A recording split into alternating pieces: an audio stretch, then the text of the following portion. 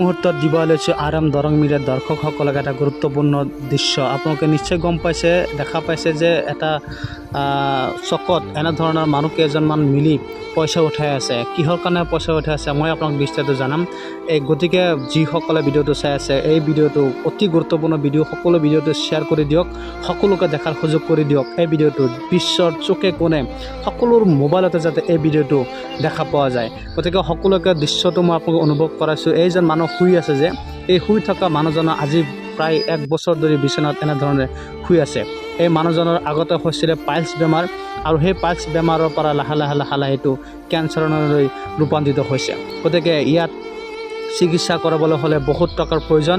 সেইসকলে আমাৰ দৰং জিলাৰ নেমচুৰ কেইজনমান সংগঠনৰ ছাত্ৰসকলে তেওঁলোকে ৰাস্তাত এনেধৰণে চামৰা গুদাম, দৰং জিলাৰ চামৰা গুদামতে এনেধৰণৰ পইচা উঠাই আছে। আপুনি আপোনাৰ এই সহযোগ কৰিব পাৰে, আপোনাৰ ধনৰ পৰা কিছু টকা দান কৰিব পাৰে। এয়া মোৰ স্ক্ৰীনত দেখা পাইছে, এই স্ক্ৰীনত আপোনালোকৰ মূল্যৱান সময় দি পেলাই আপোনালোকৰ সৎ টকা দি আপুনি এই মানুহজনক সহায় কৰিব পাৰে। এজন মুছলমান মানুহে সহায় কৰাটো ইমানৰ এটা অংগ হয়। গতিকে আপুনি দান কৰক, মুক্ত হস্তে দান কৰক এই মানুহজনৰ, যিহেতু 1 বছৰ ধৰি এই মানুহজন পাইলছ বেমাৰৰ পৰা কেঞ্চাৰ ৰূপান্তৰিত হোৱা বেমাৰলৈ পৰা 1 বছৰ ধৰি বিচনাত পৰি আছে, ভুগি আছে। গতিকে পইচাৰ অভাৱত চিকিৎসা হ'ব পৰা নাই। আপোনালোকে দোৱা মাগিছোঁ, আপোনালোকে দোৱা কৰক আৰু যিমান পাৰে পইচা দান কৰক আৰু ভিডিঅ'টো শ্বেয়াৰ কৰক।